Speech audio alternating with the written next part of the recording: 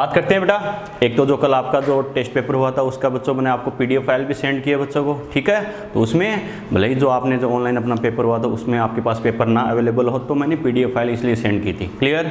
उस PDF file के according paper को सॉल्व करके देख लेना, जहाँ जहाँ आपको डाउटफुल लगे वो कॉल मैसेज करके डिस्कस कर लेना अपने टीचर से, ठीक है। ऑर्गेनिक हो चाहे फिजिकल हो बेटा, क्लियर। इवनिंग तक उसका रिजल्ट डिक्लेयर कर दूंगा, ठीक है। चलो बेटा बात करते हैं, अपना जो लास्ट लेक्चर हुआ था उसमें अपन बात कर रहे थे बच्चों क्या, हीट कैपेसिटी की बात कर रहे हैं, ओके। तो हीट कैपेसिटी के बारे में काफ़ी सारे पॉइंट्स अपने डिस्कस भी किए थे और लास्ट में एक दो पॉइंट अपने बच गए थे बेटा, उसको आगे अपन कंटिन्यू करेंगे, ओके बच्चों। तो लास्ट में जो हम डिस्कस कर रहे थे हीट कैपेसिटी के बारे में, वैसे तो हमने अलग अलग प्रोसेस में हीट कैपेसिटी क्या होती है, चाहे आइसोबारिक हो, आइसोकोरिक हो, आइसोथर्मल हो, एडियाबेटिक हो या फिर क्या फेज कन्वर्जन हो, हर कंडीशन में डिस्कस की। और अलग अलग कंडीशन टेम्परेचर प्रेशर की जैसे बात की थी, प्रेशर वॉल्यूम पर हीट कैपेसिटी क्या होती है वो भी अपने डिस्कस किया था। फिर सीपी-सीवी में रिलेशन क्या होता है, एक एक चीज अपने पॉइंट टू पॉइंट डिस्कस की थी बेटा, क्लियर। चलो तो मेरा कहने का मतलब क्या है, लास्ट में बच्चों जो हम बात करें तो अपन ने क्या लिखा था, सीपी अपॉन सीवी जो होता है वो होता है बेटा गामा के इक्वल, याद है ना।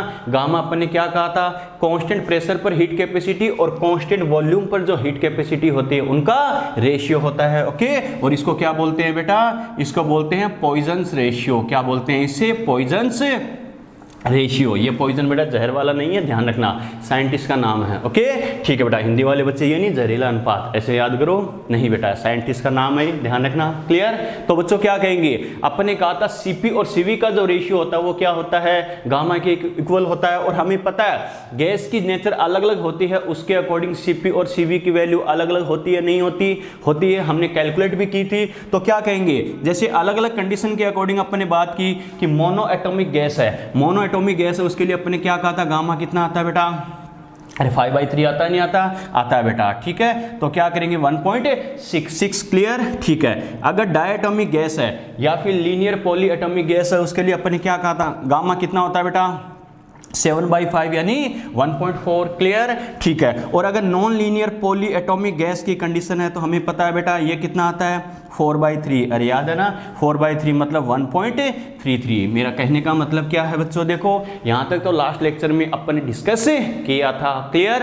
अब आपसे क्वेश्चन क्या पूछ सकता है, अलग अलग गैस के लिए आपको क्या करेगा, गामा का ऑर्डर पूछ सकता है, किसके लिए गामा मैक्सिमम होगा, किसके लिए मिनिमम होगा, क्लियर। तो मैं क्या कह सकता हूँ, अगर मैं गामा का ऑर्डर लिखूं तो देखो बेटा सबसे ज्यादा गामा किसका होगा, मोनो एटॉमिक गैस के लिए। क्या कहेंगे, सबसे ज्यादा किसके लिए होगा, मोनो एटॉमिक गैस, इसके लिए सबसे ज्यादा। और सेकंड नंबर पे किसके लिए होगा बेटा, या तो क्या अपन बोले डायटोमिक, क्या कहेंगे डायटोमिक है, और एंड क्या बोलेंगे लीनियर पॉली एटॉमिक, ठीक है, लीनियर पॉली एटॉमिक बच्चों ध्यान है ना, यानी डायटोमिक गैस हो या फिर लीनियर पॉली एटॉमिक गैस हो, उसके लिए क्या होगा, इससे कम होगा। और सबसे कम हमें पता है बेटा कौन सी कंडीशन होगी, नॉन लीनियर वाली। क्या कहेंगे, अगर non linear poly atomic gas है, क्या कहा, non linear poly atomic gas है, उसके लिए क्या होगा, सबसे मिनिमम होगा। तो बाय द वे आपसे पूछे गामा के लिए तो ध्यान रखना बच्चों, किसके लिए मैक्सिमम, किसके लिए मिनिमम, क्यों होगा ये तो ध्यान है ना। हमने वैल्यू कैलकुलेट की है बेटा, इसके लिए कितना आता है 1.66, इसके लिए कितना आता है 1.4 और इसके लिए कितना आता है 1.33। समझ में आ गया था, क्लियर, नोट करो बेटा। यहां तक तो अपने कर रखा था, ये जो ऑर्डर है ये नोट करो।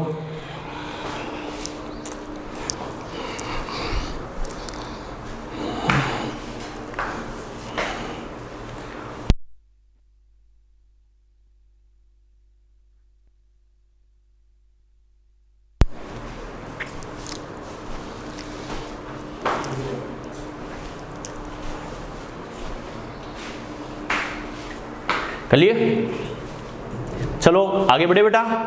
बच्चों एक चीज ध्यान रखना, अब क्या करेंगे, हीट कैपेसिटी के बारे में काफी सारी कंडीशंस अपने डिस्कस किए बेटा, क्या करना है कैसे करना है, क्लियर। अगर इसके क्वेश्चंस पर आए बच्चों तो अपनी स्टाइल में एक चीज जरूर ध्यान रखना, क्या यहाँ तो बच्चों हम हीट कैपेसिटी अपने डिस्कस की है, तो अब हम क्वेश्चन करेंगे तो कॉमन सेंस है कि सर उसमें हीट कैपेसिटी को इंक्लूड करते हुए हमें सोल्व करना है, नो डाउट करना है। लेकिन कंप्लीट थर्मोडायनेमिक्स की बात आए तो मैंने क्या कहा था, काफी सारे कॉन्सेप्ट्स आएंगे, लेकिन कौन सा मैं काम में लूँ, तो कहीं ना कहीं दिमाग में हिंट सेट होना चाहिए, ऐसा हो तो मुझे ये अप्लाई करना है, क्लियर। तो एक बात ध्यान रखना बच्चों, क्या if atomicity of gas is given, मैंने क्या कहा, बस ये नाम दिमाग में सेट कर लेना। अगर तुम्हें क्वेश्चन में क्या एटॉमिसिटी बोला है, गैस की परमाणुता दी गई है, मोनो एटॉमिक, डाई एटॉमिक या फिर पॉली एटॉमिक, ट्राई, कोई सी भी हो बेटा, यानी एक परमाणुक, द्विपरमाणुक या फिर त्रिपरमाणुक या बहुपरमाणुक बोले, क्या कहा, गैस की एटॉमिसिटी की बात करें तो समझ जाना क्वेश्चन को मुझे कैसे करना है, सीपी या सीवी के फॉर्मूले से। क्लियर? बच्चा कहेगा सर सीपी के फॉर्मूले से करूं या सीवी के फॉर्मूले से करूं। अगर प्रेशर की बात करा तो सीपी का यूज करना है, फॉर्मूले वाले सीपी वाले फॉर्मूले का, और अगर वॉल्यूम की बात करें तो सीवी वाले फॉर्मूले का। अब बच्चा कहेगा सर सीपी सीवी के बारे में कई सारे फॉर्मूले हमने देखे हैं, तो कौन सा करना है, तो वो आगे बाकी का क्वेश्चन पढ़ के आपको आइडिया लग जाएगा कि क्या हमें पूछा है, क्या गिवन है। क्लियर? लेकिन गैस की एटॉमिसिटी देखते ही इतना तो दिमाग में स्ट्राइक करना ही चाहिए, क्या मुझे क्या करना है, वो फॉर्मूला, वो कॉन्सेप्ट काम में लेना है जिसमें सीपी या सीवी इंक्लूड होगा। समझ में आ गया? क्लियर? लिखो बेटा, ये ट्रिक लिखो। If atomicity of gas, if atomicity of gas, if atomicity of gas, और ब्रैकेट में लिख लेना एटॉमिसिटी ऑफ गैस मतलब क्या, मोनो, डाई, ट्राई, etc। ठीक है, पूरा लिखने की जरूरत नहीं है, शॉर्ट में। इफ एटॉमिसिटी ऑफ गैस यानी ब्रैकेट में लिखो मोनो, डाई या tri. If atomicity of gas is given, if atomicity of gas is given, if atomicity of gas is given, ये ब्रैकेट में लिख लेना mono, di, tri. if atomicity of gas is given, then solve the question, then solve the question by Cp और Cv formula. बस उस फॉर्मूले का हमें यूज करना है, उस कॉन्सेप्ट का यूज करना है जिसमें सीपी या सीवी इंक्लूड होगा। Then solve the question by CP और सीवी फॉर्मूला। हिंदी में लिखो बेटा, यदि गैस की परमाणुकता, यदि गैस की परमाणुकता, ब्रैकेट में लिखो 1, 2, 3 etc, यानी एक परमाणु बोले, द्विपरमाणु बोले, त्रिपरमाणु बोले या फिर बहुपरमाणु बोल सकता है। ये बहुबेटियों वाला नहीं है, पॉली वाला केस है ये, यानी कितने भी हो, 3, 4, 5 कितने भी हो। यदि गैस की परमाणुकता 1, 2, 3 दी गई हो, यदि गैस की परमाणुकता दी गई हो तो क्वेश्चन को, सवाल को, प्रश्न को, तो क्वेश्चन को, सवाल को, प्रश्न को सीपी या सीवी फॉर्मूले की सहायता से सॉल्व करना है।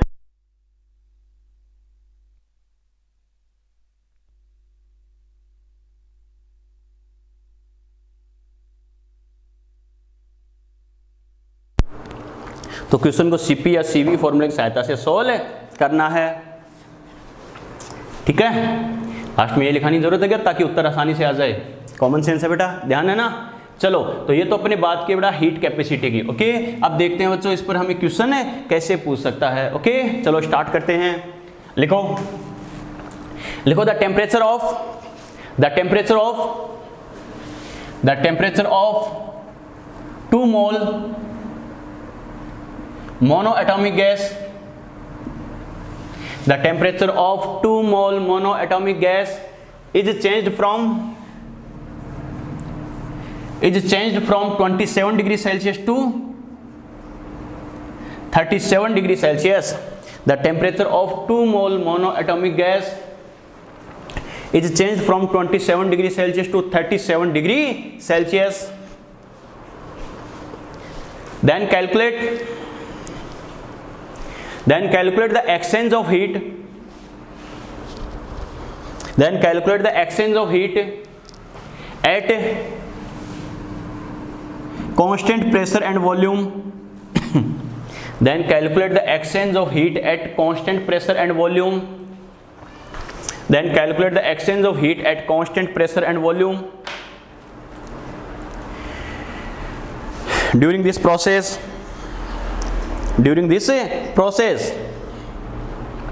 ठीक है, हिंदी में लिखो बेटा, 2 मोल एक परमाणुविक गैस का तापमान, 2 मोल एक परमाणुविक गैस का ताप 27 डिग्री सेल्सियस से 37 डिग्री सेल्सियस तक परिवर्तित किया जाता है।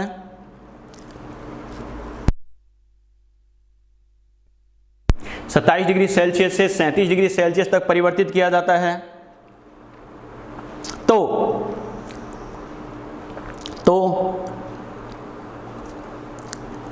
इस प्रक्रम के दौरान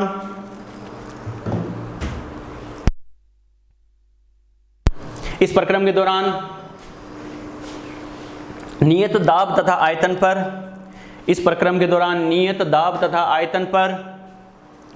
आदान प्रदान की गई उष्मा ज्ञात करो।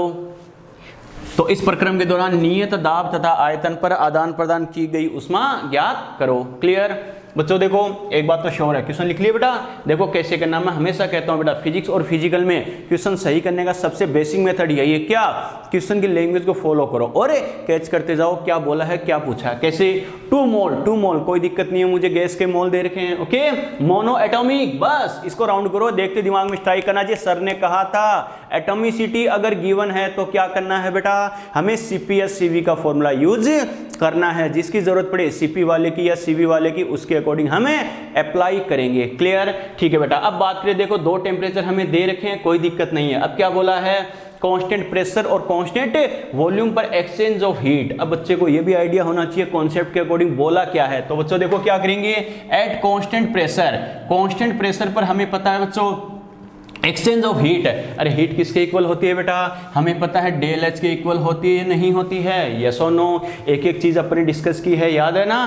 कांस्टेंट प्रेशर पर जो हीट होती है वो किसके इक्वल होती है, चेंज इन एंथैल्पी में परिवर्तन के बराबर। क्लियर। अब क्या करेंगे, डेल एच का ऐसा कोई कॉन्सेप्ट यूज करेंगे जिसमें क्या हो, एटॉमिसिटी बोला है, मोनो एटॉमिक बोल दिया है, मतलब CP या CV का यूज हो। क्लियर। और हमें पता है बच्चों एच के लिए क्या करेंगे, CP या CV, CP यूज करेंगे क्योंकि ये किसका रोल है, यहाँ पर प्रेशर का रोल है। और ये किसके इक्वल होता है बेटा, NCP डेल T, यस और नो।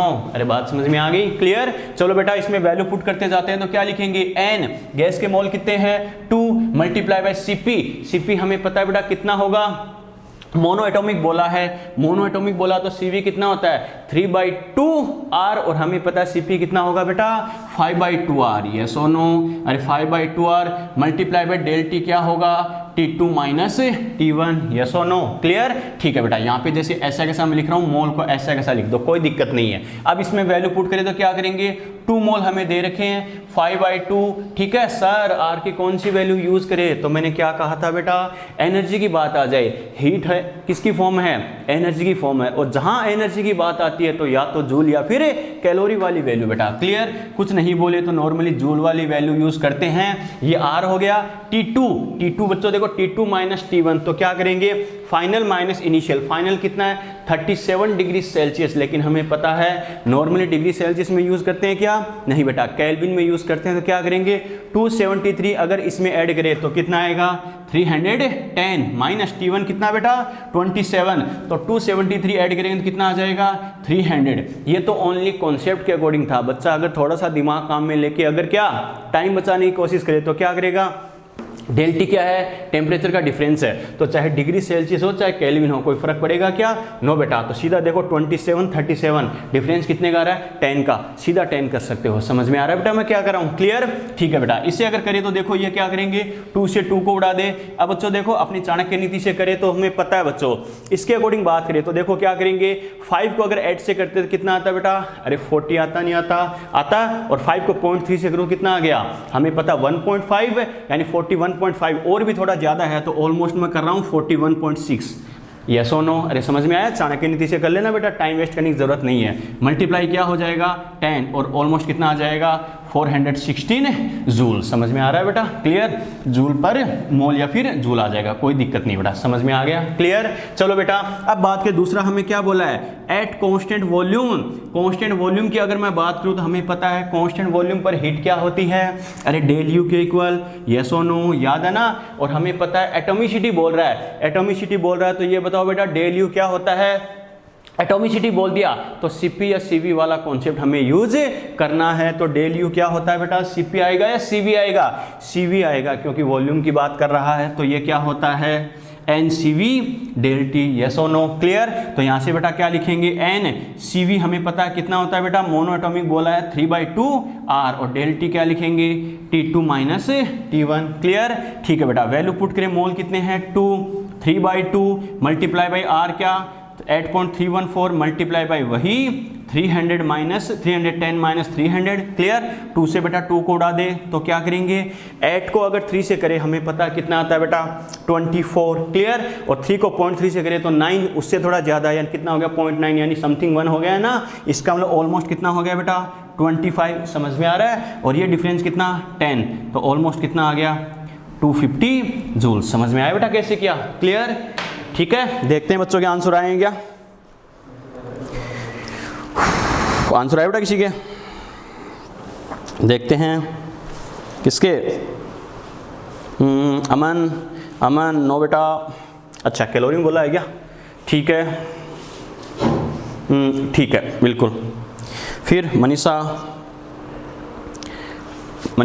ठीक है बेटा, फिर पूजा ठीक है बिल्कुल, निकिता ठीक है, आयुष ठीक है, ऋतु ठीक है, आयुष, गौरव ठीक है बिल्कुल बेटा, नोट करो फटाफट छाप दो। जो नए बच्चे हैं बेटा साइड में चैट का ऑप्शन दे रखा है, उस पर क्लिक करके अपना रेस्पॉन्स दे सकते हैं, कुछ समझ में नहीं आए वो बता सकते हैं कि इसमें कहाँ डाउट है, और किसी क्वेश्चन का आंसर आ जाए तो साइड में चैट का ऑप्शन है बेटा, उसमें क्लिक करके अपना रिप्लाई कर सकते हैं, नोट करो फटाफट।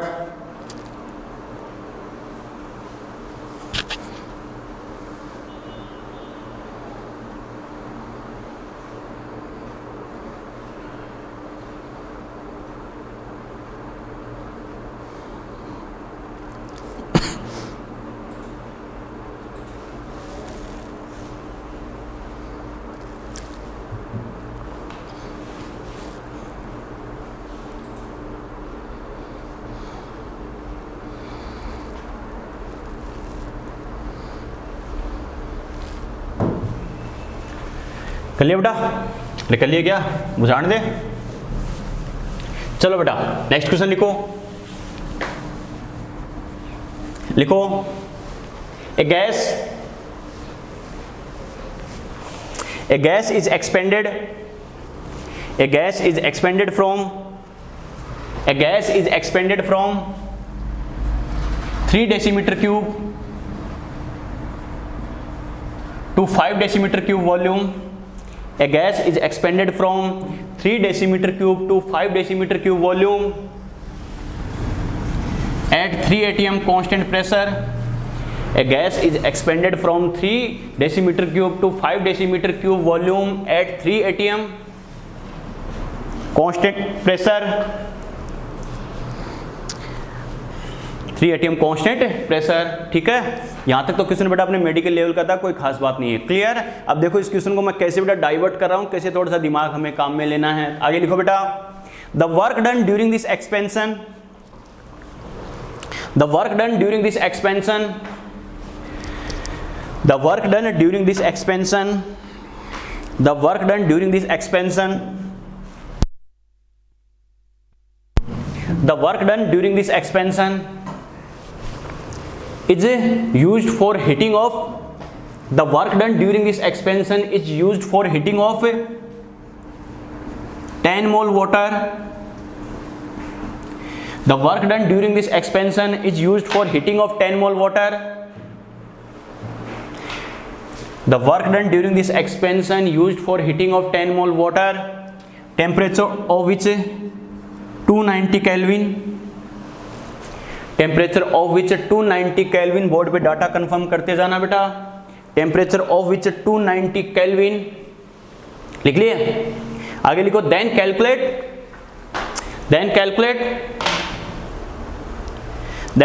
The final temperature of gas water, then calculate the final temperature of water,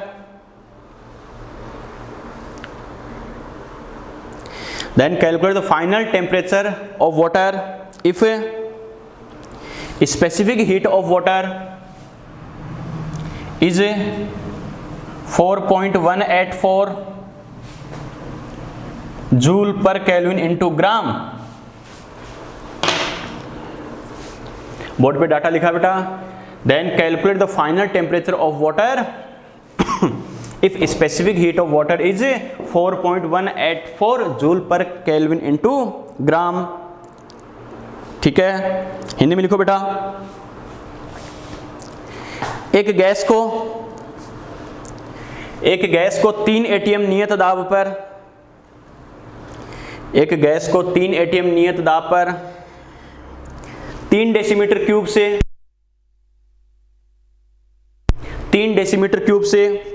5 decimetre cube आयतन तक प्रसारित किया जाता है। एक गैस को 3 एटीएम नियत दाब पर 3 डेसीमीटर क्यूब से 5 डेसीमीटर क्यूब आयतन तक प्रसारित किया जाता है।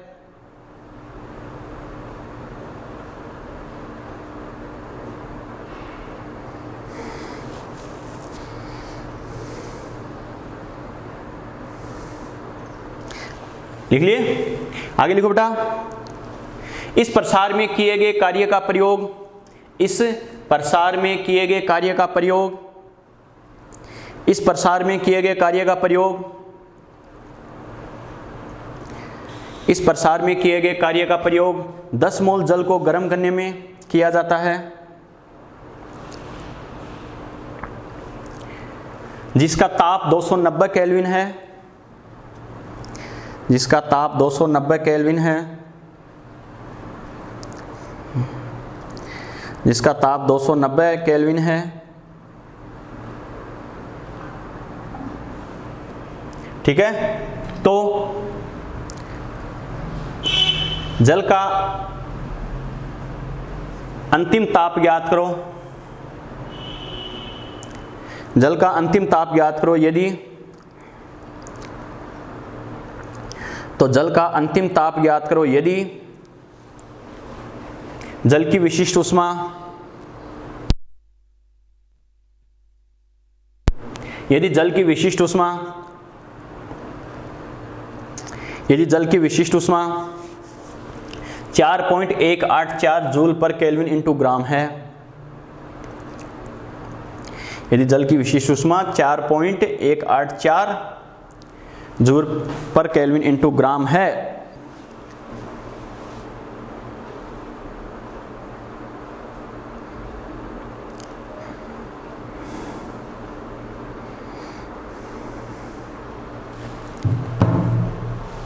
कर लिया बेटा? अरे क्वेश्चन निकलिए क्या?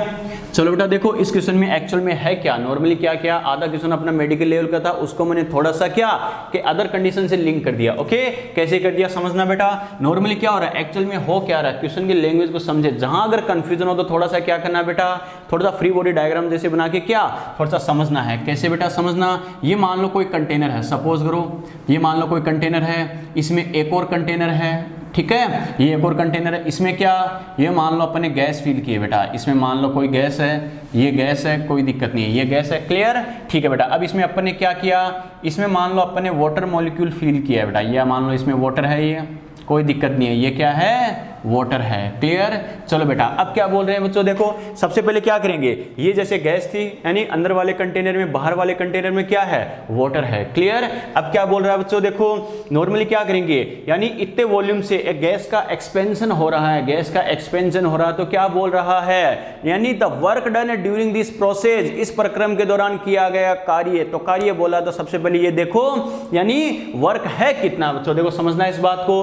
अरे 3 ATM, एक प्रेशर है और 2 वॉल्यूम है, मैंने क्या कहा था, एक प्रेशर 2 वॉल्यूम, तो यहां से अपने पास वर्क आ सकता है, नहीं आ सकता, आ सकता है। आगे का काम बच्चों बाद की बात है, पहले क्या वर्क कैलकुलेट कर लो। तो सबसे पहले क्या करेंगे, W हमें पता है क्या होता है, -P del V, यस और नो, अरे होता है नहीं होता, तो क्या लिखेंगे, W इक्वल टू, देखो बेटा -P मुझे कितना बोल रहा है 3 ATM multiply by del V, del मैंने क्या कहा था, फाइनल माइनस इनिशियल, तो देखो बेटा फाइनल कितना है 5, इनिशियल कितना है 3, और यूनिट क्या है इसकी, डेसीमीटर क्यूब, क्लियर, ठीक है बेटा। तो यहाँ से क्या करेंगे 3 ATM ऐसा कैसा मल्टीप्लाई क्या हो गया 2 डेसीमीटर क्यूब। क्लियर, ठीक है बेटा। ये देखो कितना हो जाएगा 6 - 6 ATM, और डेसीमीटर क्यूब क्या होता है बेटा, लीटर के बराबर होता है। 1 decimetre cube equal to 1 litre. जो बोलता हूँ बच्चों, किसी बच्चे को ध्यान ना हो तो साइड में लिख लिया करो, कोई दिक्कत नहीं है। 1 डेसीमीटर क्यूब क्या होता है, 1 लीटर होता है। तो इसको मैंने क्या किया, लीटर में कन्वर्ट कर दिया। क्लियर,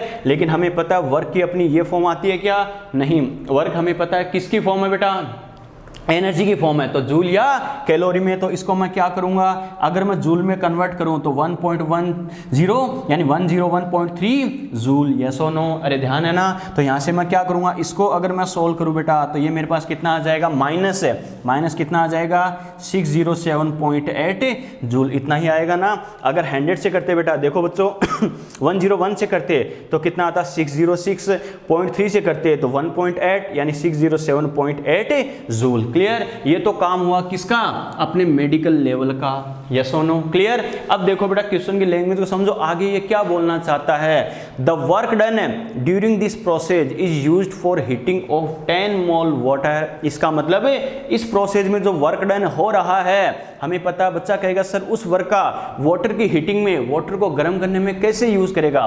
तो हमें पता है बेटा, अरे वर्क, हीट, ये सब क्या एनर्जी की फॉर्म है या नहीं है। और एनर्जी होती क्या है, एक सिस्टम से दूसरे सिस्टम की तरफ ट्रांसफर होती नहीं होती, होती है बेटा। कैसे, फॉर एग्जांपल मैं वर्क कर रहा हूं बेटा, जैसे मान लो मैं वर्क कर रहा हूं, मेरे पाम को क्या कर रहा हूं, कंटिन्यूअसली मूवेबल कर रहा हूं, तो क्या होगा, अरे फ्रिक्शन कर रहा हूं तो क्या होगा, हीट प्रोड्यूस होगी नहीं होगी। यही बात यहां पर है बेटा। तो क्या कहेंगे, अगर इस सिस्टम में क्या होगा, वर्क डन होगा, तो वही वर्क डन क्या होगा, हीट की फॉर्म में क्या होगा बच्चों, यानी इस वाटर को ट्रांसफर होगा। यस और नो, अरे मैंने क्या कहा, समझ में आ गया। यानी इस एक्सपेंशन में जो वर्क डन होगा वही तो क्या होगा, हीट की फॉर्म में ट्रांसफर होके, क्या कहा, हीट की फॉर्म में ट्रांसफर होके इस वाटर को गेन होगा। समझ में आ गया। यानी इस प्रक्रम में जो कार्य किया जा रहा है क्या होगा, उससे जो उष्मा उत्पन्न होगी वो क्या होगी, इस जल को प्राप्त होगी। आ गया समझ में। और वाटर क्या करेगा, उस हीट को क्या करेगा, गेन करके गर्म होगा नहीं होगा, अरे उसका टेम्परेचर इंक्रीज होगा या नहीं होगा, होगा बेटा। क्लियर। और बच्चों देखो वाटर का जो एट इस कंडीशन में जो टेम्परेचर है वो कितना बोला है, 290 केल्विन। इसका मतलब फाइनल टेम्परेचर क्या होगा, तो कम से कम मैं ये देख लूं टेम्परेचर में चेंज क्या होगा, कैसे होगा। यस और नो, अरे बात समझ में आ रही है ना। क्लियर। तो मैंने क्या कहा बेटा, मुझे क्या दे रखा है, स्पेसिफिक हीट दे ही रखी है, एक टेम्परेचर मुझे दे रखा है और वाटर के मोल मुझे दे रखे हैं। तो सबसे पहले मैं क्या कहूंगा, इस प्रोसेस में जो वर्क डन होगा वो क्या होगा, प्रोड्यूस्ड हीट के इक्वल होगा नहीं होगा। जितना वर्क इस प्रोसेस में किया जाएगा वो किस में कन्वर्ट होगा, हीट की फॉर्म में कन्वर्ट होगा। क्लियर। और हीट की फॉर्म में कन्वर्ट होगा, और हीट हमें पता क्या होती है, ms डेल टी। यस और नो, मैंने क्या कहा था, कई सारे फॉर्मूले होते हैं, लेकिन क्या गिवन है क्या आस्क है, उसके अकॉर्डिंग अलग अलग कॉन्सेप्ट यूज करते हैं। कैसे, बच्चा कहेगा सर ये क्यों यूज किया आपने, ये इसलिए यूज किया बेटा, m क्या होता है, मास होता है, ठीक है, द्रव्यमान होता है। तो बच्चों देखो मुझे क्या दे रखा, मोल दे रखा है, तो मोल से मास आ जाएगा, कोई दिक्कत नहीं है। फिर क्या करेंगे सर, s मुझे स्पेसिफिक हीट दे ही रखी है, विशिष्ट उष्मा दे रखी है। और del T change in temperature, तापमान में परिवर्तन, एक टेम्परेचर मुझे दे रखा है तो दूसरा टेम्परेचर आ सकता है या नहीं आ सकता, आ सकता है बेटा। क्लियर। ठीक है बेटा। तो यहां से अपन क्या कह सकते हैं, इसका मतलब है W इक्वल टू, मुझे क्या चाहिए, अगर मैं डेल टी कैलकुलेट करूं, डेल टी इक्वल टू क्या हो जाएगा बेटा, W अपॉन क्या हो जाएगा, ms। यस और नो, अरे बात समझ में आई क्या। ये जो वर्क डन होगा और क्या ms, m और s अपॉन में लेके आ गया। क्लियर। लेकिन मुझे डायरेक्टली मास की टर्म में दे रखा है क्या, नहीं बच्चों। देखो मुझे क्या दे रखा, मोल की टर्म में दे रखा है, तो मोल की टर्म में कैसे कन्वर्ट करेंगे, हमें पता है मोल क्या होता है बेटा, अरे W अपॉन mw होता है या नहीं होता, W अपॉन mw। तो क्या करेंगे, ये W ध्यान रखना, कंफ्यूज हो जाओगे, इसको m से लिख रहा हूं क्योंकि यहां भी W है, ध्यान रखना बेटा। Clear. Mass upon molar mass, तो यहां से जो मास है बेटा इसको मैं क्या लिख सकता हूं, मोल मल्टीप्लाई बाई mw। यस और नो, अरे बात समझ में आ रही है क्या। क्लियर। तो यहां क्या लिख सकते हैं, ये तो वर्क डन वाला W है, अपॉन इस m की जगह मैं क्या लिखूंगा, मोल मल्टीप्लाई क्या करूंगा, mw मल्टीप्लाई क्या करूंगा, s। समझ में आ रहा है बेटा कैसे किया। क्लियर। चलो बेटा अब बात करते हैं, तो डेल टी की बात करें, डेल टी देखो वर्क डन कितना है बेटा, वर्क डन कितना है 607, यानी क्या करेंगे 607.8। समझ में आ गया। अब बच्चे के दिमाग में आया कि सर ये क्या कर रहे हो, सर ये क्या किया आपने, -607.8 था, आपने ओनली +607.8 क्यों लिया है, माइनस का साइन क्यों नहीं यूज किया? तो माइनस का साइन इसलिए यूज नहीं किया बेटा, क्यों? क्योंकि माइनस का मतलब क्या है? वर्क डन बाय सिस्टम, ये निकाय कार्य कर रहा है, एक्सपेंशन हो रहा, प्रसार हो रहा, तो गैस खुद काम कर रही है और हमें पता है ये सिस्टम खुद वर्क करेगा, और जो खुद वर्क करता है वो एनर्जी लॉस करता है नहीं करता? यस और नो? अरे हम लगातार खुद काम करते जाएंगे तो हमें पता है बेटा दोपहर तक या शाम तक हमें एनर्जी लॉस फील होता नहीं होता? होता है, बिल्कुल होता है बेटा। वही बात है, अगर खुद काम करेगा तो एनर्जी लॉस होगा, और ये जो एनर्जी का लॉस होता है, ऊर्जा की हानि होती है, वही तो क्या होता है? हीट की फॉर्म में, उष्मा के रूप में क्या होता है बेटा? दूसरे सिस्टम को ट्रांसफर होगी। यस और नो? क्लियर? ठीक है बेटा। इसका मतलब क्या कहेंगे, यहाँ जो माइनस का साइन है ये तो ओनली इस बात को रिप्रेजेंट करता है कि इस सिस्टम के थ्रू वर्क किया गया है, और हमें वर्क से मतलब नहीं है ये हीट की फॉर्म में कितना कन्वर्ट हुआ। तो फाइनली हमें पता माइनस का कोई मतलब है क्या? माइनस तो इस बात को बता रहा है सिर्फ ये सिस्टम वर्क कर रहा है, और यही वर्क क्या होगा? हीट में कन्वर्ट होगा। तो वो हीट की वैल्यू कितनी आएगी? 607.8 आएगी। समझ में आ गया? या आप ऐसे देख सकते हो, ये वर्क कर रहा है, ये वर्क कर रहा है। देखो ये सिस्टम, गैस वाला सिस्टम क्या करेगा? वर्क करेगा। ये अगर वर्क करेगा तो क्या होगा बेटा? अरे सीधी सी बात है, खुद वर्क करेगा तो हीट लॉस करेगा नहीं करेगा? हीट लॉस करेगा, और यही हीट तो क्या होगा? वाटर गेन करेगा। समझ में आ गया? तो वाटर के लिए जो हीट की वैल्यू है, देखो इसके लिए भले ही क्या हो गया, हीट का एमिशन हो रहा है, क्यू नेगेटिव हो गया, लेकिन इसके लिए क्यू क्या होगा? पॉजिटिव, क्योंकि हमें पता है वाटर के रेस्पेक्ट में हमें कंडीशन अप्लाई करनी है। तो क्या होगा? ये जो गैस है इतनी हीट लॉस कर रहा है, तो वाटर इतनी हीट गेन कर रहा है। मतलब वाटर के लिए ये वैल्यू किसके साथ आएगी? प्लस के साथ या माइनस के साथ है? प्लस के साथ आएगी बेटा। समझ में आ गया मैंने क्या कहा? यस और नो? यहां मैं जानबूझ के लिख रहा हूं प्लस, ध्यान रखना, ताकि बच्चे को ये ना लगे कि हमने गलती से यहाँ पे नोट करना यानी मिस कर दिया था। क्या ध्यान करना बेटा, जानबूझ के मैंने प्लस लिखा है। समझ में आ रहा है मैंने क्या किया? क्लियर? ठीक है बेटा। अब क्या कहेंगे आगे? क्या बच गया? मोल, मोलर मास और एस। मोल, वाटर के कितने मोल दे रखे हैं? 10, और हमें पता है एमडब्ल्यू कितना होता है बेटा वाटर का? 18 ग्राम होता है। H2O, 1 मोल हाइड्रोजन का 1, तो 2 का कितना? 2, और ऑक्सीजन का कितना? 16, तो 2 प्लस कितना? 16 यानी 18। क्लियर? ठीक है बेटा। और एस, एस मुझे कितना दे रखा है? 4.184। समझ में आ रहा है बेटा कैसे कर रहे हैं? क्लियर? अब देखो बेटा अपनी चाणक्य नीति से करें ऑलमोस्ट मान के, तो देखो बेटा क्या करेंगे, इसे 10 से डिवाइड करूं तो इसे क्या करूंगा? 60.78 अपॉन 18 मल्टीप्लाई क्या हो जाएगा? 4.184। यस और नो? अरे बात समझ में आई क्या? और इसे अगर ऑलमोस्ट करूं बेटा तो 4 और 16, हमें पता है बेटा ऑलमोस्ट कितना होगा? 15। यस और नो? अरे बात समझ में आ रही है? तो क्या करेंगे बेटा? 15 अपॉन कितना? अपॉन में क्या बच गया? 18, और ये ऑलमोस्ट कितना आ गया? 0.8 केल्विन। लहराते हुए लिख रहा हूँ बेटा, समझ रहे हो ना? यानी ऑलमोस्ट वाली कंडीशन है। समझ में आ गया? लेकिन ये मेरा क्या, ये मेरा आंसर है क्या? नहीं, मुझे क्या बोला है बेटा? फाइनल टेम्परेचर क्या होगा? फाइनल टेम्परेचर पूछा है, जबकि ये मेरे पास क्या आया है? चेंज इन टेम्परेचर आया है। क्लियर? तो क्या लिखेंगे? Del T. डेल टी हमें पता है बच्चों क्या होता है? T2 minus T1। यस और नो? अरे होता है, तो यहाँ से क्या लिखूंगा? T2 इक्वल टू क्या हो जाएगा? Del T. डेल टी, और ये T1 इधर आ सकता है नहीं आ सकता? तो डेल टी प्लस T1। बात समझ में आ गई बेटा? क्लियर? तो T2 equal to del T मेरे पास कितना आया? 0.8 केल्विन, प्लस T1 कितना है बेटा? 290 केल्विन। तो कितना आ जाएगा? हमें पता है 290.8 केल्विन ऑलमोस्ट। समझ में आ गया कैसे किया? क्लियर? यस और नो? कोई डाउट है? और वैसे भी आप देख सकते हो कैसे, हमें पता है ये अगर वाटर हीट गेन करेगा, हीट गेन करेगा तो इसका टेम्परेचर इंक्रीज होगा या नहीं होगा? टेम्परेचर इंक्रीज होगा, तो पहले वाला टेम्परेचर क्या अगर 290 है तो फाइनल टेम्परेचर इससे तो ज़्यादा ही होगा। अगर यहाँ पर आप माइनस यूज़ करते तो हमें पता है बेटा रिजल्ट माइनस के साथ आता तो क्या आता है बेटा?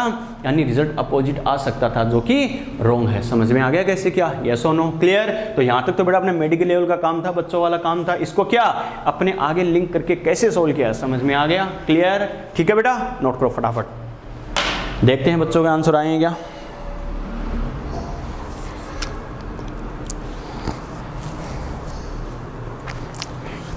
मनीषा ठीक है बेटा, पूजा ठीक है, गौरव ठीक है, प्रेम ठीक है बेटा, दीपिका ठीक है, आर्यन ठीक है, दृष्टि ठीक है, मनीषा ठीक है, आयुष ठीक है, ठीक है, मुकेश ओके सर। ये कौन सा आंसर है रे? चलो नोट करो फटाफट।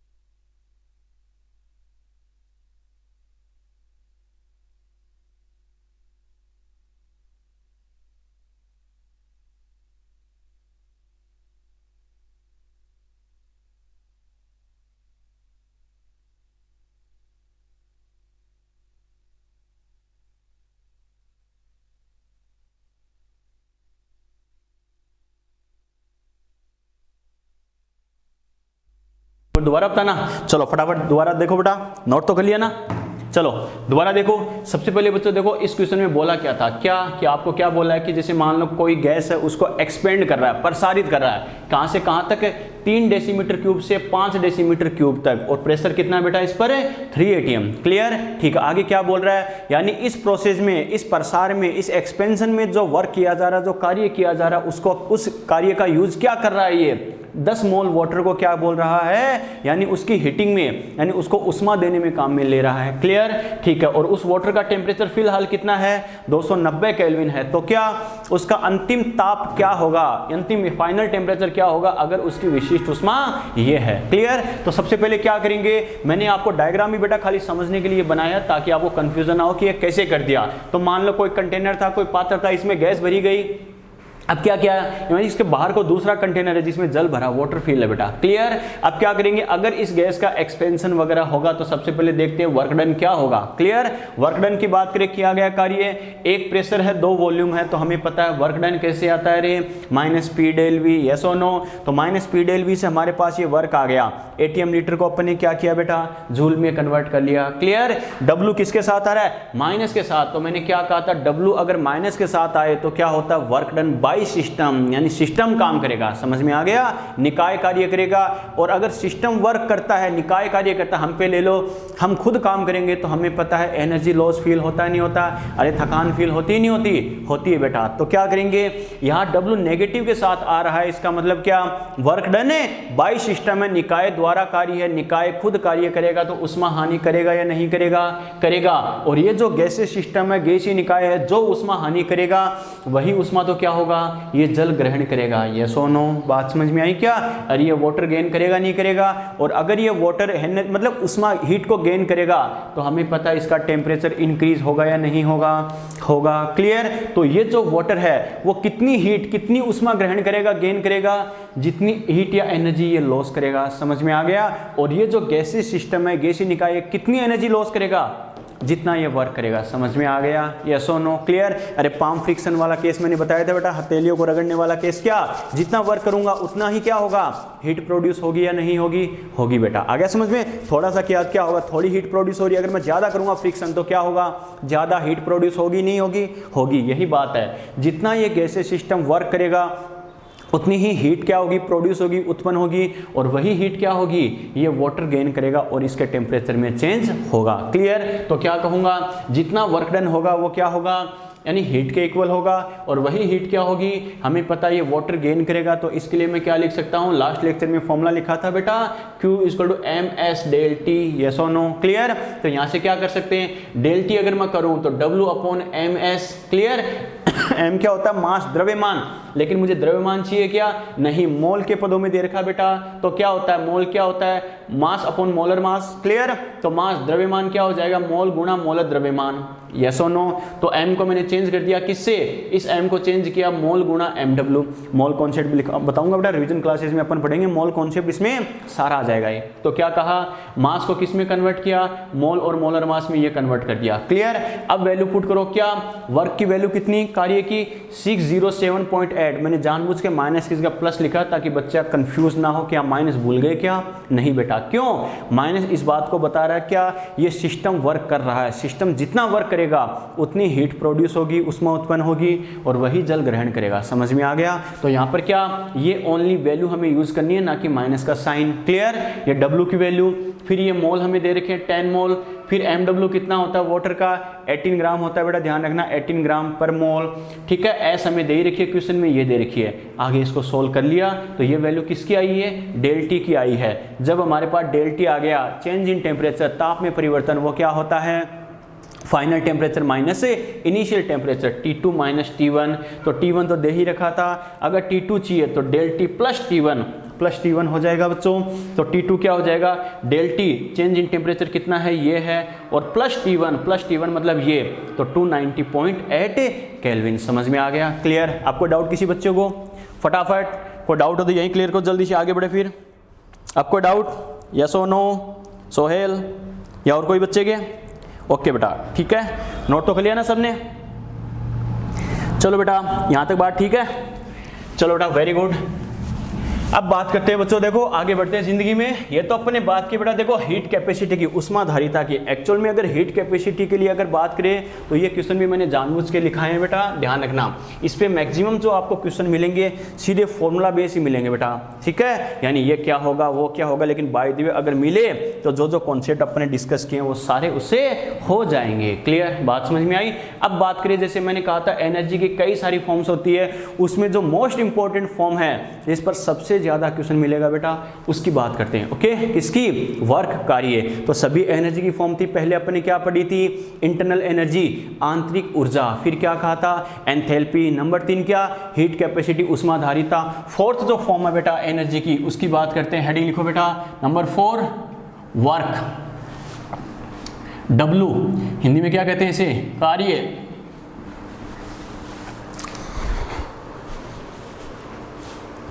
कार्य, वर्क।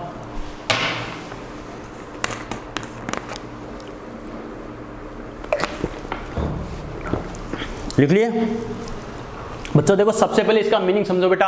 वर्क, कार्य क्या होता है? अगर सिंपल फॉर्म में कहूं तो ये बात तो जैसे अपन ने बोल रखी है, क्या वर्क भी क्या है? एक एनर्जी की फॉर्म है, ऊर्जा का एक प्रकार है। क्लियर, तो क्या कह सकते हैं? वर्क यानी कार्य एनर्जी की एक ऐसी फॉर्म है, ऊर्जा का एक ऐसा प्रकार है जो एक सिस्टम से दूसरे सिस्टम तक ट्रांसफर होता है, यानी एक निकाय से दूसरे निकाय तक स्थानांतरित होता है। मैंने क्या कहा? यानी वर्क, कार्य एनर्जी का एक ऐसा रूप है, ऐसी फॉर्म में जो क्या होता है? एक सिस्टम से दूसरे सिस्टम तक ट्रांसफर होता है, एक निकाय से दूसरे निकाय को स्थानांतरित होगा। कैसे?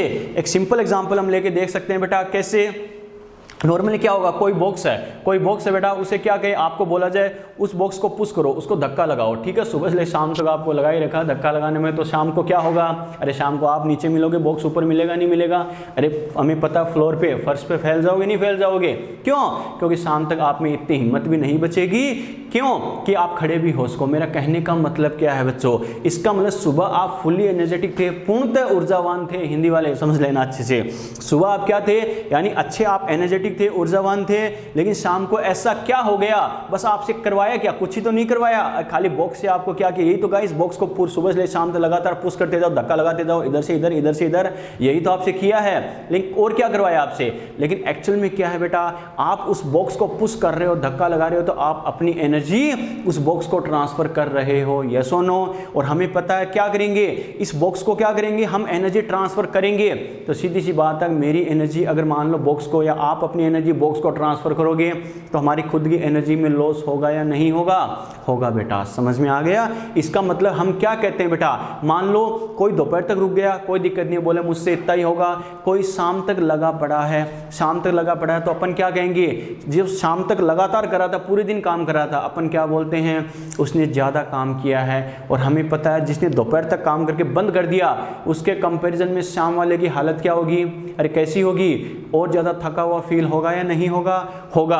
क्यों? इसका मतलब जो दोपहर तक हाफ डे करके रुक गया कोई दिक्कत नहीं है, और जो फुल डे काम कर रहा है, हाफ डे वाले के कंपैरिजन में फुल डे वाला क्या होता है? शाम को ज़्यादा थका हुआ फील होता है। इसका मतलब है उसने ज़्यादा एनर्जी लॉस की है। यस और नो? और ज़्यादा एनर्जी लॉस की है, इसका मतलब उसने ज़्यादा काम किया है। क्लियर? तो बच्चों वर्क की सबसे सिंपल और सबसे शॉर्ट डेफिनेशन अगर मैं बोलूं तो लॉस ऑफ एनर्जी। यस और नो? बात समझ में आई क्या? कार्य का मतलब क्या है बेटा? ऊर्जा की हानि। इसका मतलब क्या? कोई अगर ज़्यादा काम कर रहा है मतलब वो ज़्यादा एनर्जी लॉस करेगा। या फिर बोल दूं किसी सिस्टम की एनर्जी में ज़्यादा लॉस होता है, इसका मतलब वो ज़्यादा काम कर रहा है। ओके, प्रैक्टिकल लाइफ में भी हम समझ सकते हैं। कोई घर पे पड़ा रहता है मान लो, तो क्या कहते हैं बेटा? अरे घर पे पड़ा रहता है, खाली मोबाइल चलाता है या टीवी देखता है, तो क्या करता है? घर वाले क्या कहते हैं? ये कोई काम ही नहीं करता। अरे बोलते नहीं बोलते? बच्चा कहेगा सर करता है ना, मोबाइल में और रिमोट पे वही बात, अपनी एनर्जी लॉस करता तो करता है, लेकिन नेग्लिजिबल करता है बेटा। क्लियर? लेकिन उसके कंपैरिजन मान लो जैसे घर में 2 बच्चे हैं, 2 लड़के हैं, जो भी लड़के हैं लड़की है, उनमें से एक क्या है बेटा? तो भाई बहनों में क्या? एक तो मान लो पूरे दिन टीवी देख रहा है, मस्त हो गया, आराम से मोबाइल चला रहा है। दूसरा क्या? सुबह से लेकर शाम तक जॉब करके आ रहा है, जो भी है बेटा। तो हमें पता दोनों को अगर हम कंपेयर करें तो हमें पता है जो बाहर काम करके आ रहा है, सुबह से लेकर शाम तक मजदूरी करके आ रहा है, वो शाम को थका हुआ फील होगा नहीं होगा? होगा। और घर वाले बोलते भी क्या? आओ बेटा बेटी ये ज़्यादा काम करता है, ये काम करता है, दूसरे वाला ऐसे ही घर पे पड़ा रहता है, पड़ी रहती है। ये सो नो? अरे होता है या नहीं होता? होता है बेटा। इसका मतलब क्या?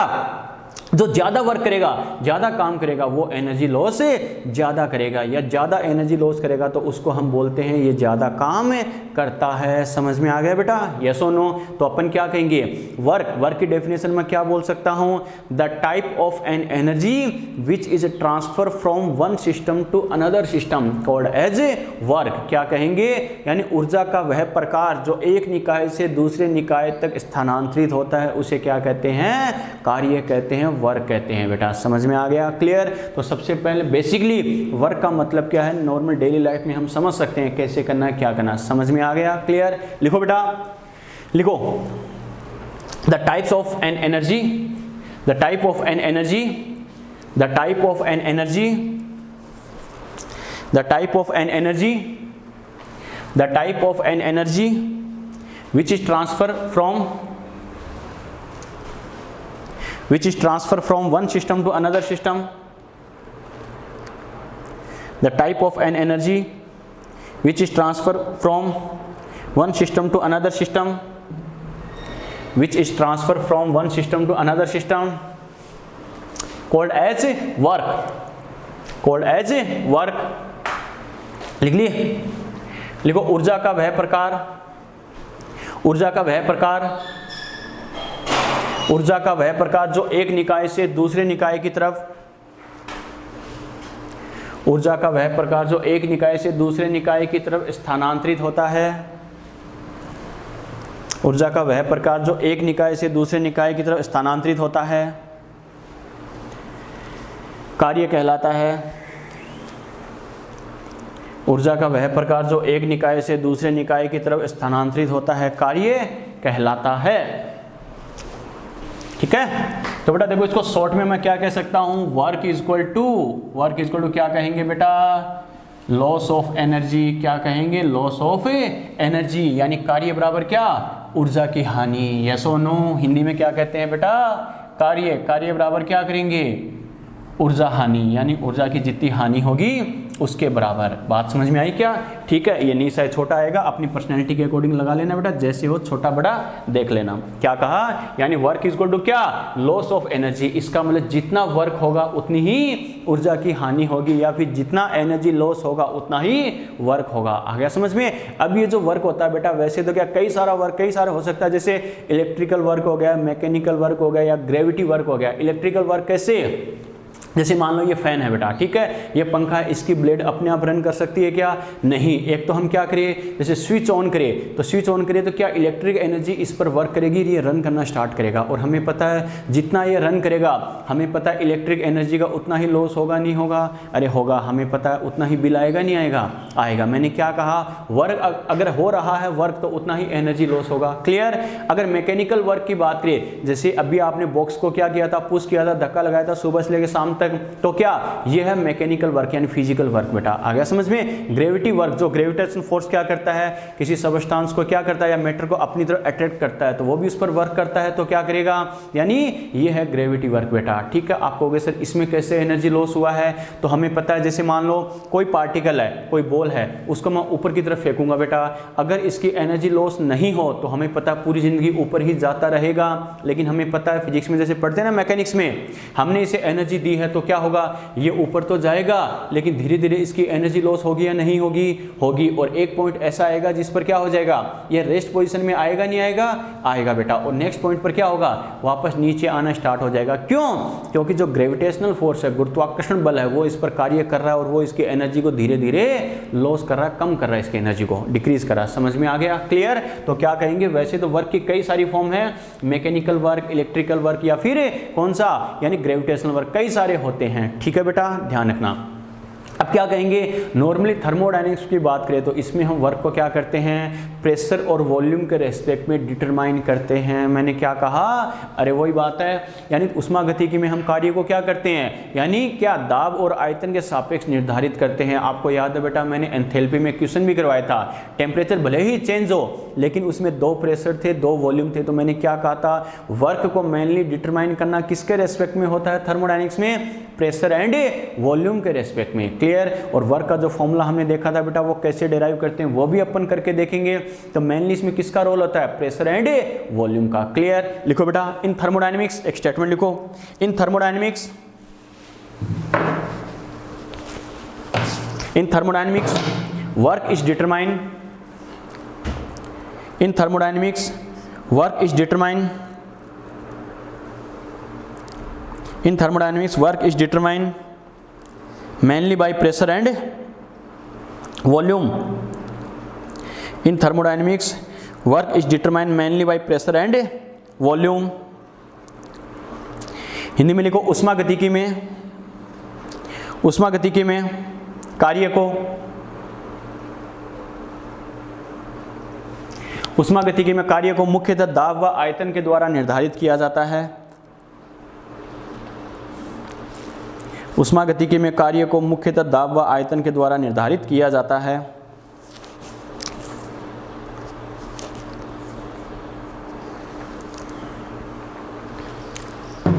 चलिए, चलो बेटा। और हमें पता है बच्चों ये भी एनर्जी की फॉर्म है, तो क्या होगा, जो एनर्जी की यूनिट होती है, जैसे हमें पता है जूल या कैलोरी, वही क्या इसकी यूनिट हो जाएगी। इसमें कोई अलग से मेंशन करने वाली बात नहीं है। क्लियर। तो बेटा आपको याद है वर्क का मैंने क्या कहा था, वैसे तो वर्क पे ही कई सारे फॉर्मूले हम देखेंगे, 5-7 फॉर्मूले तो ओनली वर्क पे आएंगे, लेकिन इसका जो सबसे छोटा सबसे इंपॉर्टेंट फॉर्मूला होता है, ज़्यादा यूज होता है, वो अपने क्या कहा था, W = -P∇V। याद है ना। ठीक है बेटा। चलो बात करते हैं वो कैसे डिराइव होता है, क्या होता है। मेरे साथ साथ एक डायग्राम जरूर बनाना बेटा, ठीक है। उसके अकॉर्डिंग इजी वे में समझ सकते हो कैसे। मेरे साथ साथ डायग्राम बनाओ एक।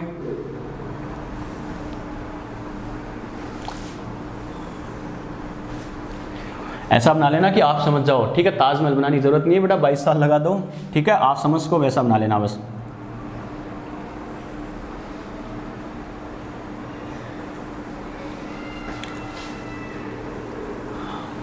बच्चा कहेगा सर ये सब क्या है।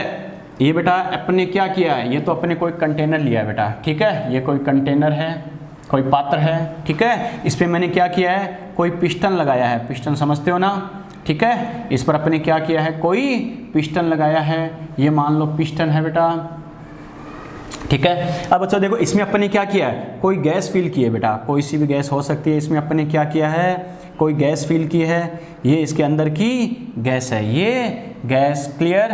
चलो बेटा ये अपने गैस फिल कर दी। अब हमें पता है बच्चों क्या होगा, ये जो पिस्टन की अपन बात कर रहे थे बच्चों, इसमें पिस्टन लगाया, कंटेनर है। ये मान लो इस कंटेनर का, इस पात्र का क्या है, एरिया है बेटा, ठीक है। यानी ये इसका एरिया हो गया, सरफेस एरिया हो गया। चलो बेटा अब बात करें तो क्या कहेंगे, हमें पता है अगर इस गैस को क्या किया, अगर हमने पिस्टन लगा के जैसे मान लो इस कंटेनर में, इस पात्र में फिल किया है, तो हमें पता है इस पर क्या होगा, इस पिस्टन पर 2 साइड में फोर्स लगेगा बेटा। क्या होगा, 2 साइड में फोर्स लगेगा। एक तो कौन सा, एक्सटर्नल फोर्स, एक क्या होगा, इंटरनल फोर्स। मैंने क्या कहा, एक्सटर्नल और इंटरनल। एक्सटर्नल फोर्स तो कैसे लगेगा बेटा, एटमॉस्फेयर के थ्रू लगेगा, चाहे बाहर एयर के थ्रू लगे चाहे हमारे थ्रू लगे, वो तो क्या होगा, एक्सटर्नल फोर्स। और एक फोर्स कौन सा होगा, इंटरनल फोर्स, वो किसके थ्रू लगेगा, अंदर से, अंदर की आंतरिक बल, वो क्या होगा बेटा, यानी गैस के द्वारा लगेगा। क्लियर। इसका मतलब क्या होगा, अगर इस पिस्टन पर क्या होगा, एक्सटर्नल या इंटरनल फोर्स अगर लगेगा, तो ये बताओ बच्चों, प्रेशर लगेगा तो क्या होगा, इस पिस्टन की पोजीशन में चेंज होगा या नहीं होगा, होगा। इसका मतलब ये पिस्टन क्या करेगा, मान लो यहां से लेकर यहां शिफ्ट हो जाता है। मैं क्या कह रहा हूं बेटा, समझ रहे हो बात को, यस और नो। इसका मतलब ये पिस्टन मान लो यहाँ से लेकर यहाँ शिफ्ट हो जाता है, कभी यहाँ पर कभी यहाँ पर। बात को समझ रहे हो, क्लियर। इसका मतलब क्या होगा, अगर इस पर प्रेशर लगेगा, इस पिस्टन पर क्या होगा, एक्सटर्नल या इंटरनल प्रेशर लगेगा। तो मैंने क्या कहा, 2 प्रेशर मैं कंसीडर कर रहा हूँ। ये तो कौन सा है बेटा, P एक्सटर्नल। बात समझ में आई क्या। और एक प्रेशर मैं कौन सा कंसीडर कर रहा हूँ, जो अंदर की साइड से लगेगा, इसे मैं क्या बोलूँगा, P इंटरनल। और ये किसके थ्रू लगेगा, गैस के थ्रू लगेगा। बात समझ में आई क्या। अंदर से गैस जो प्रेशर लगाएगी उसी को तो क्या बोलेंगे हम, इंटरनल प्रेशर। तो बच्चा कहेगा सर एक्सटर्नल कौन लगाएगा, ये क्यों नहीं लिखा। एक्सटर्नल प्रेशर बेटा हम भी लगा सकते हैं या एयर के थ्रू भी लग सकता है, कैसे भी लग सकता है। क्लियर, ठीक है। इसका मतलब अगर इस पिस्टन पर दोनों साइड अगर प्रेशर लगता है तो ये बताओ इसके वॉल्यूम में चेंज होगा या नहीं होगा, होगा बेटा। तो ये मैं मान रहा हूँ यहाँ से लेकर यहाँ तक इसका वॉल्यूम क्या है, V1 है, मान लो पहले वाला वॉल्यूम है। क्लियर। अगर पिस्टन यहाँ चला जाए तो हमें पता है बेटा गैस का वॉल्यूम क्या होगा, अब पहले वाले के इक्वल होगा क्या, नहीं, उससे कुछ डिफरेंट होगा, जिसको मैं बोल रहा हूँ क्या, V2। बात को समझ रहे हो? क्लियर? ठीक है। अब हमें पता है अगर लगने वाले प्रेशर की वजह से अगर इस पिस्टन की पोजीशन में चेंज हो तो हमें पता है बेटा ये चेंज इन पोजीशन, इसको मैं लिख रहा हूं यहां से लेकर यहां तक dx। समझ में आ गया? यस और नो? क्लियर? और यहां तक बात समझ में आई बेटा? क्लियर? कोई डाउट? चलो बेटा बाकी डायग्राम को बाद में कंप्लीट करना, अब समझना अच्छे से। देखो बेटा क्या जो फिजिक्स के कॉन्सेप्ट है उसकी हेल्प से अपन ने क्या किया है, इसको देखो फॉर्मूले की फॉर्म में आगे डेराइव करते हैं। पहली बात तो अपन ने किया क्या, ये तो समझ में आया क्या? देखो बच्चों दोबारा समझना इस बात को। मैंने क्या किया, ये हमने कोई कंटेनर लिया है, क्लियर? इस कंटेनर में कोई गैस फिल की गई है और इस पर एक पिस्टन हमने लगाया है, ओके? अब ये पिस्टन है, इस पर क्या होगा, दो साइड में क्या होगा, फोर्स या प्रेशर लगेगा। कैसे? एक तो इंटरनल प्रेशर जो गैस के थ्रू लगेगा, तो इसकी डायरेक्शन देखो एरो की अंदर की साइड से लगेगा, इंटरनल। बात समझ में आएगी? आंतरिक। इसकी बात की दूसरा प्रेशर कौन सा लग रहा है, एक्सटर्नल प्रेशर, जो क्या होगा एयर के थ्रू भी लग सकता है और हम भी लगा सकते हैं, हम पुश कर सकते नहीं कर सकते, अरे प्रेस कर सकते हैं उसे, क्लियर? इसका मतलब क्या, अगर इस पिस्टन पर प्रेशर अप्लाई होगा तो क्या होगा, इसके गैस के वॉल्यूम में चेंज होगा या नहीं होगा? होगा बेटा। तो पहले वाला मान लो ये वॉल्यूम है और ये दूसरा वॉल्यूम है बेटा। अगर पिस्टन यहाँ आ जाए तो V1 और V2, क्लियर? और हमें पता है अगर इस पिस्टन की पोजीशन में चेंज होगा तो ये वॉल्यूम में चेंज होगा नहीं होगा? अरे V2 V1 का डिफरेंस क्या है बेटा, इस गैप के इक्वल है या नहीं है? तो इसको मैंने लिखा है dx से, क्लियर? ठीक है। ये इसका जो क्या एरिया और बेस, जो पिस्टन मान लो कंटेनर अपने लिया उसका एरिया हो गया बेटा, और ये इसकी चेंज इन पोजीशन पिस्टन के लिए। समझ में आ गया? क्लियर? चलो बेटा अब देखो फिजिक्स के कॉन्सेप्ट्स को यूज करते हुए क्या फॉर्मूला अगर हम डिराइव करें बेटा तो क्या कह सकते हैं, हमें पता है एक तो क्या होता है W इक्वल टू क्या होगा, F dx। यस और नो? अरे लिख सकता हूँ नहीं लिख सकता हूँ? हमें पता है W क्या होता है, वर्क, और F क्या होता है, फोर्स, और dx यहाँ पर क्या है, चेंज इन पोजीशन। सीधी सी बात है बेटा, फिजिक्स क्या कहती है, किसी भी सबस्टांस पार्टिकल कुछ भी हो उस पर आप कितना फोर्स लगाते हो और वो उसकी पोजीशन में कितना चेंज होता है। मैंने क्या कहा, कितना फोर्स आप लगाते हो और पोजीशन में कितना चेंज होता है, दोनों का जो प्रोडक्ट होता है, मल्टीप्लिकेशन होता है, वो क्या होता है, वर्क डन के इक्वल होता है। आप देख सकते हो बेटा अगर मान लो कोई बॉक्स है उस पर मान लो मैंने क्या किया, 10 न्यूटन फोर्स लगाया, सपोज करो 10 न्यूटन फोर्स लगाया है। पहली कंडीशन में तो मैंने उसे 10 मीटर तक उसकी पोजीशन में चेंज किया, दूसरी कंडीशन में मैंने क्या किया, 20 मीटर तक उससे शिफ्ट कर रहा हूं मैं। तो ये बताओ मैंने ज्यादा वर्क किस में किया है, फोर्स तो इक्वल लगा रहा हूं लेकिन पहली कंडीशन में 10 मीटर था, दूसरी में 20 मीटर में बोल रहा हूं, तो मुझे ज्यादा दूर तक लेके जाना पड़ेगा, और ज्यादा दूर तक लेके जाऊंगा तो ज्यादा एनर्जी लॉस करना पड़ेगा नहीं पड़ेगा? और मैंने क्या कहा, जो एनर्जी लॉस होता है वही तो क्या होता है, वर्क डन के इक्वल। समझ में आ गया? क्लियर? तो जरूरी नहीं आप पोजीशन से ही डिटरमाइन कर सको, इसका मैं अपोजिट भी बोल सकता हूं। कैसे? एक तो बच्चों क्या करेंगे, मान लो कोई बॉक्स है मान लो उसको हमें 10 मीटर की डिस्टेंस तक लेके जाना है, तो मुझे मान लो कुछ फोर्स लगाना पड़ेगा, मैं 10 न्यूटन लगा रहा हूं, क्लियर? दूसरी कंडीशन क्या है, मान लो उससे डबल वेट का, डबल मास का कोई बॉक्स है, उसको भी मुझे 10 मीटर तक ही लेके जाना है, 10 मीटर तक लेके जाना है, लेकिन क्या करेंगे आगे, 10 मीटर तक लेके जाना है, लेकिन हमें पता उस बॉक्स के लिए क्या करना पड़ेगा, मुझे 10 न्यूटन फोर्स की बजाय ज्यादा लगाना पड़ेगा नहीं पड़ेगा? तो दोनों का रिजल्टेंट भी क्या होगा, ज्यादा होगा। यस और नो? अरे बात समझ में आ रही है? क्लियर? तो मेरा कहने का मतलब क्या है बच्चों, इस कंडीशन के अकॉर्डिंग मैं बात करूं तो क्या करेंगे, भले ही फोर्स ज्यादा हो या डिस्टेंस ज्यादा हो, हमें पता है फाइनली वर्क डन क्या होगा, ज्यादा होगा। तो फाइनली अपन क्या कह सकते हैं, कितना फोर्स लगाया है और कितनी चेंज इन पोजीशन है, दोनों का जो मल्टीप्लिकेशन होगा, रिजल्टेंट होगा, वही तो क्या होता है, वर्क डन के इक्वल होता है। समझ में आ गया? क्लियर? ठीक है बेटा एक कॉन्सेप्ट और अपन यूज करते हैं, क्या, P इक्वल टू क्या होता है बेटा, F बाई A। यस और नो? अरे प्रेशर क्या होता है, फोर्स अपॉन एरिया, यानी क्या कहेंगे, पर यूनिट एरिया पर, क्या कहा, पर यूनिट एरिया पर लगने वाला फोर्स होता है, उसी को तो क्या कहते हैं बेटा, प्रेशर कहते हैं। यस और नो? क्लियर? तो यहां से अपन क्या कह सकते हैं बेटा, F इक्वल टू क्या कहेंगे, P मल्टीप्लाई बाई A। हो सकता है नहीं हो सकता? हो सकता है। इसका मतलब यहां पर अपन क्या कह सकते हैं, तो क्या कहेंगे, W इक्वल टू F की जगह मैं क्या लिख सकता हूं, P मल्टीप्लाई बाई A, और आगे क्या है बेटा, डेल एक्स। यस और नो? क्लियर? और हमें पता है बच्चों देखो एरिया, क्या कहा मैंने, एरिया मल्टीप्लाई बाय क्या होता है बेटा, परपेंडिकुलर हाइट या पोजीशन, किसके इक्वल होती है, वॉल्यूम के इक्वल। अरे सीधी सी बात है, एरिया क्या होता है, लेंथ मल्टीप्लाई बाय विड्थ, अरे एरिया क्षेत्र में क्या होता है, क्षेत्रफल में बेटा दो ही एक्सिस तो यूज होती है, लंबाई गुणा चौड़ाई, याद है ना, ठीक है। अगर मैं परपेंडिकुलर हाइट यानी लंबवत ऊंचाई से गुणा कर दूं तो हमें पता वॉल्यूम आता नहीं आता, मैंने सॉलिड स्टेट में बताया भी है। एरिया 2D में कवर पार्ट क्या होता है एरिया, और 3D में कवर पार्ट क्या होता है बेटा वॉल्यूम, काम खत्म। यानी द्विविमा में घेरा गया क्षेत्र क्या होता है क्षेत्रफल, और त्रिविमा में घेरा गया क्षेत्रफल क्या होता है वो, यानी एरिया जो पार्ट होगा उसे वॉल्यूम बोलते हैं, आयतन बोलते हैं। मैंने क्या कहा समझ में आ गया। इसका मतलब जैसे मान लो इस रूम की बात करें, इसका वॉल्यूम हमें चाहिए, तो जो बेस है इसका आधार है, इसका क्षेत्रफल कैसे निकालेंगे, इसका एरिया निकालना हो तो लेंथ मल्टीप्लाई बाय विड्थ, लंबाई गुणा चौड़ाई, एरिया आ गया। लेकिन हाइट से मल्टीप्लाई कर दूं तो क्या आ जाएगा वॉल्यूम, पूरे को वॉल्यूम बोलेंगे। समझ में आ गया, क्लियर। तो मेरा कहने का मतलब क्या है बच्चों, देखो एक अपन क्या कहते हैं बेटा, यानी a multiply by D x, क्या कहा a multiply by D x, इसकी जगह मैं क्या लिखूंगा डेल v लिख सकता हूँ, नहीं लिख सकता हूँ। अरे area multiply by perpendicular height है, क्षेत्रफल गुणा लंबवत ऊंचाई तो ओनली वॉल्यूम होता है, लेकिन area multiply by change in perpendicular height है, ठीक है। यानी क्षेत्रफल गुणा लंबवत ऊंचाई में परिवर्तन, वो क्या होगा आयतन में परिवर्तन, चेंज इन वॉल्यूम के बराबर होगा। समझ में आ गया।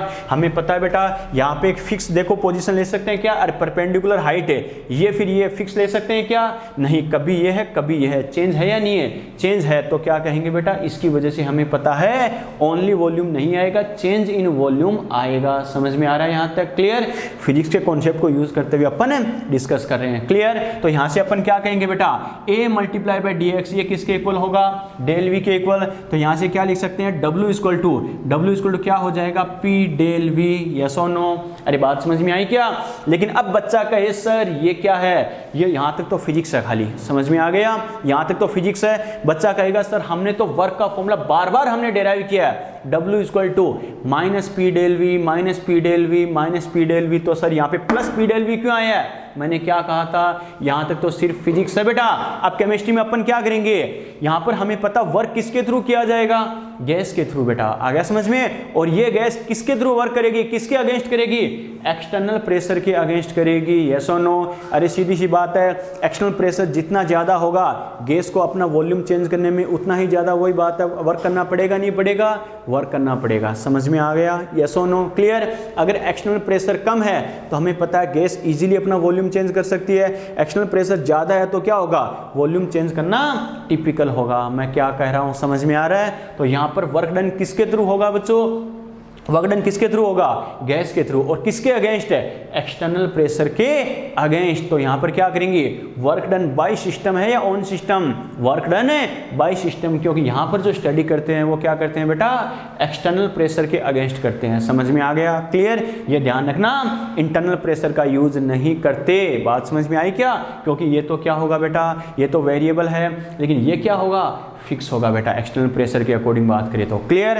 तो क्या कहेंगे, एक्सटर्नल प्रेशर के अगेंस्ट वर्क किया जाता है तो वर्क डन है बाय सिस्टम, और वर्क डन बाय सिस्टम है तो क्या करेंगे, W क्या लेंगे पॉजिटिव के साथ या नेगेटिव के साथ है, नेगेटिव साइन के साथ लेंगे। समझ में आ गया, क्लियर। तो यहाँ पे मैं 2 लाइन जरूर लिखाऊंगा, क्या यहाँ पे 2 लाइन क्या लिखनी है अपन को, वर्क डन है bye system, work done by system against of external pressure, क्या कहा work done by system against of external pressure, यानी एक्सटर्नल प्रेशर के अगेंस्ट वर्क किया जाता है बच्चों, और वो भी क्या बाय सिस्टम, सिस्टम के द्वारा, निकाय के द्वारा। तो यहाँ पे क्या लिखेंगे, W इक्वल टू क्या आ जाएगा माइनस पी एक्सटर्नल, यहाँ पे P कौन सा लेना है एक्सटर्नल वाला, W equal to P external del V, इस वजह से अपना ये फॉर्मूला आता है। समझ में आया कैसे किया, यस और नो, क्लियर। अरे बात समझ में आ गई बेटा, यहाँ तक कोई डाउट, ठीक है।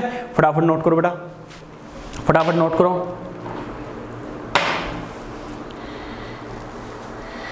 फटाफट नोट करो।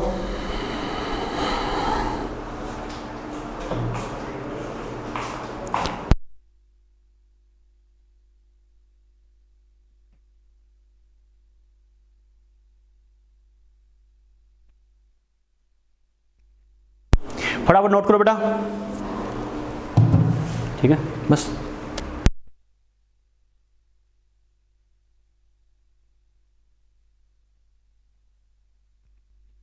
अरे यहां तक कोई डाउट है क्या,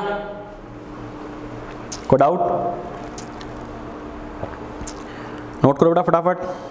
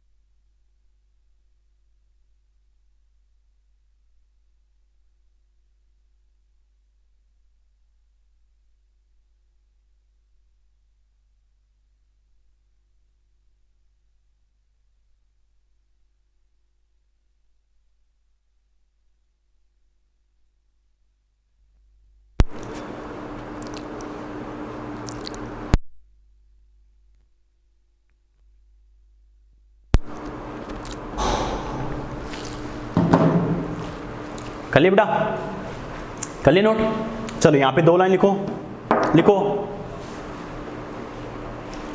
work is done by system, लिखो work is done by system,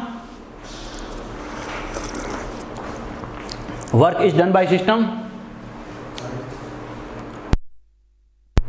work is done by system,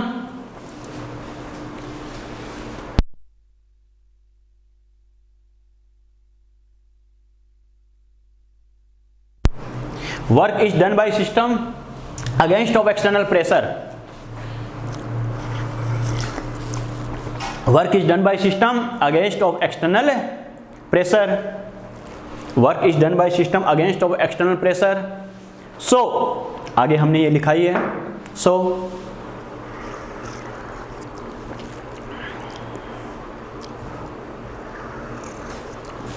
Hindi में लिखो बेटा, बाहरी दाब के विरुद्ध कार्य किया जाता है, बाहरी दाब के विरुद्ध कार्य किया जाता है,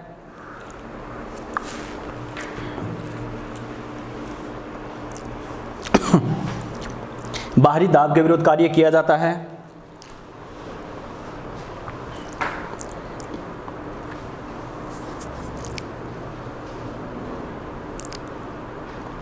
बाहरी दाब के विरुद्ध कार्य किया जाता है, अतः W इक्वल टू ये यूज करेंगे। चलो बेटा बात समझ में आई क्या? यस और नो? अरे यहाँ तक बात ठीक है? यहाँ तक कोई डाउट बेटा? यस और नो?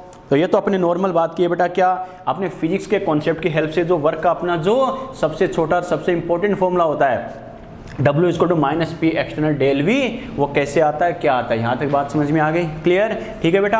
अब अलग अलग कंडीशंस के अकॉर्डिंग क्या वर्क की अलग अलग, जैसे मान लो अपन डेरिवेशंस वगैरह कैसे बनाते हैं, फॉर्मूला कैसे डेराइव करते हैं, अलग अलग कंडीशंस के अकॉर्डिंग वर्क क्या होता है, कैसे होता है, इसको अपन कंटिन्यू करेंगे बेटा नेक्स्ट लेक्चर में। बात समझ में आई क्या? ठीक है, आज थोड़ा सा काम है, जाना पड़ेगा, बाकी अपन कंटिन्यू करेंगे बेटा नेक्स्ट लेक्चर में। यहाँ थोड़ा फिजिक्स की हेल्प से किया है बेटा, ध्यान रखना। तो जिस बच्चे को थोड़ा सा आइडिया ना हो फिजिक्स के अकॉर्डिंग, सर ये कैसे कर दिया, वो कैसे कर दिया, कोई दिक्कत नहीं बेटा, वो कॉल करके क्लास के बाद पूछ लेना कैसे करना है। क्लियर? नेक्स्ट लेक्चर में अपन अलग अलग कंडीशंस के अकॉर्डिंग वर्क को अलग अलग फॉर्म में कैसे रिप्रेजेंट कर सकते हैं वो अपन डिस्कस करेंगे। ओके, यहाँ तक बात समझ में आ गई बेटा? क्लियर?